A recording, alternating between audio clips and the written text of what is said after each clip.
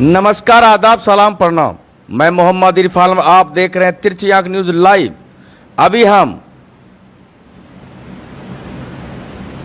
जिला अध्यक्ष चेयरमैन कृष्णा यादव के आवास पे हैं। अभी हम पूर्व विधायक रणबीर यादव से मुलाकात करने आए हैं और उनसे भी पूछेंगे खास बात कि 6 साल कैसे रहे और खगड़िया जब आए कैसा लग रहा है। और जनता देखिए पूरा मिलने के लिए आ रहे हैं, क्यों मिलने आ रहे हैं, क्या बात है, चलिए हम बात करते हैं। तिरछी आंख में आपका स्वागत है। आपको भी इरफान जी, आपका अंदाज जो पत्रकारिता का है वो गजब का अंदाज है, इसीलिए आपके श्रोता, दर्शक और आपको हम धन्यवाद देते हैं। खगड़िया के लोग आवाम की तरफ से, गरीब गुरबा शोषित पीड़ित की तरफ से। रात में खबर मालूम हुआ जनता के बीच में, जब हम मार्केट घूम रहे थे, पूरा चर्चा हो रहा था कि विधायक जी आ गए, विधायक जी आ गए। सबके चेहरा पर मुस्कुराहट आ गया। आपको कैसा लग रहा है? ये हमको तो भाई हमारा जीवन खगड़िया के लोगों के लिए समर्पित है।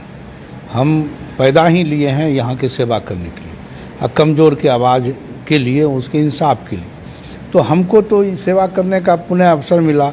6 बरस 4 महीना षड्यंत्र के तहत हमको लोग रोके रहा और हम सेवा से वंचित रहे। वैसे हमारा निर्देश पर सेवा लोग, हमारे परिवार के लोग, कृष्णा जी, तमाम लोग करते रहे, लेकिन हम अपने स्वशरीर नहीं करने से हमको इस चीज़ का मलाल तो है ही। और आ गए तो आप देख रहे हैं कि आज हमारा अपना कर्तव्य पथ का पहला दिन है और पहला दिन से अपना सेवा और गरीब से मिलना और गरीब का काम शुरू कर दिए। जनता देखिए भरा हुआ था। जनता क्या बोलने के लिए आए आपसे, कैसे क्यों मिलने आए? जनता को आशा है, उम्मीद है, उसे लगता है कि उनके पास हम अगर चले गए और उनसे हम मिल लिए तो हमारा समस्या का निदान हो जाएगा। और हम भी आश्वासन देते हैं आपके माध्यम से खगड़िया वासी को, पूरे जो भी हमसे मिलने वाले हैं कि आपका उचित काम हमारे चौकीदारी में, हमारे रहते हुए, आपका भाई के रहते हुए आपका उचित काम कोई नहीं रोक सकता, कोई नहीं अटका सकता, कोई नहीं उसको रोक के रख सकता है। इसलिए आप अपने हिम्मत से, अपने एकदम बेबाक अंदाज से आप मिलिए। अगर कोई अधिकारी, पदाधिकारी, कर्मचारी आपकी बात नहीं सुनता है उचित काम, तो आप हमको संपर्क कीजिए।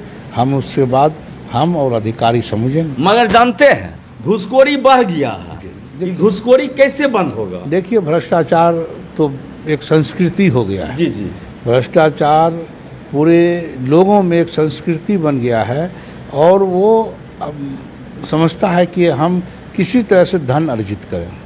लेकिन बहुत सारे नियम कायदा बन गया है, बहुत सारे लोग जेल में भी हैं, भ्रष्टाचारी लोग। तो इसके लिए लोग, जनता को भी जागरूक होने की आवश्यकता है कि आनन फानन में अपना काम करवाना चाहता है। हम फर्स्ट तो हम फर्स्ट, पहले हम फर्स्ट के चक्कर में लोग पैसा देता है। आप धैर्य रखिए, आप दीजिए, अपनी बात को रखिए। नहीं सुनेगा तो आपका भाई, आपका बेटा है ना, आपका चौकीदार आ गया ना खगड़िया की धरती पर।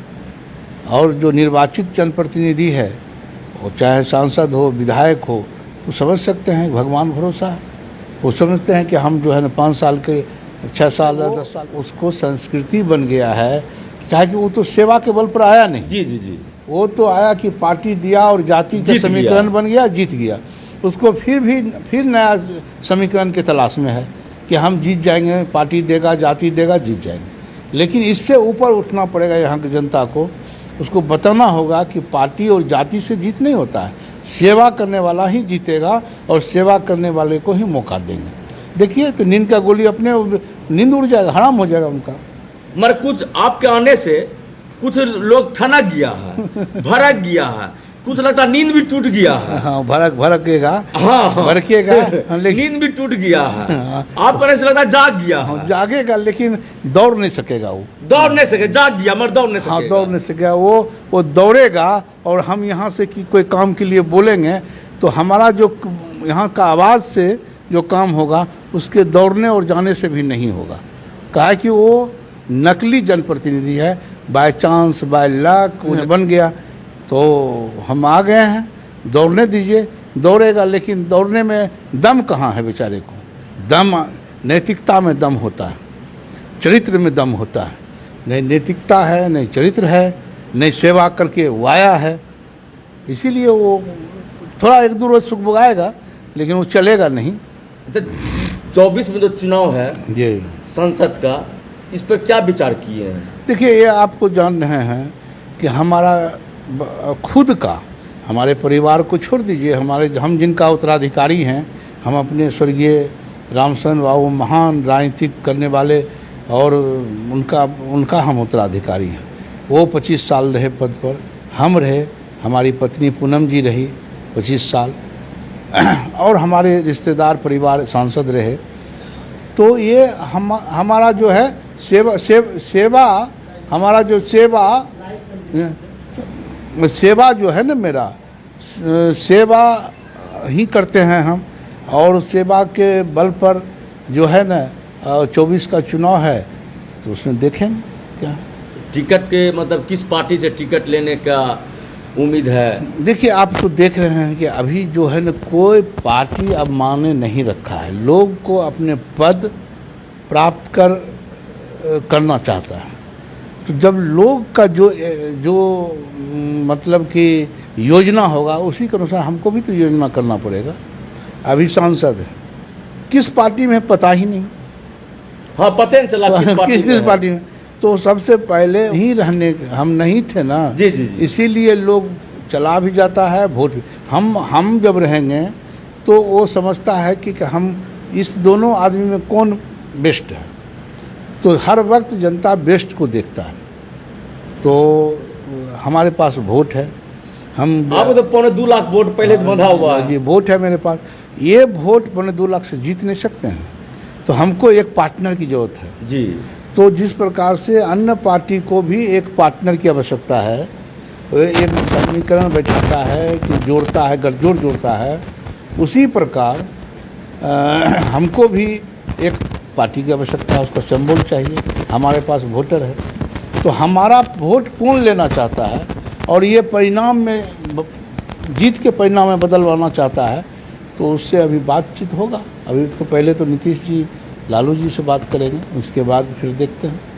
जनता को एक संदेश दीजिए। बहुत जनता परेशान था, बहुत भटक भी रहा है गरीब जनता।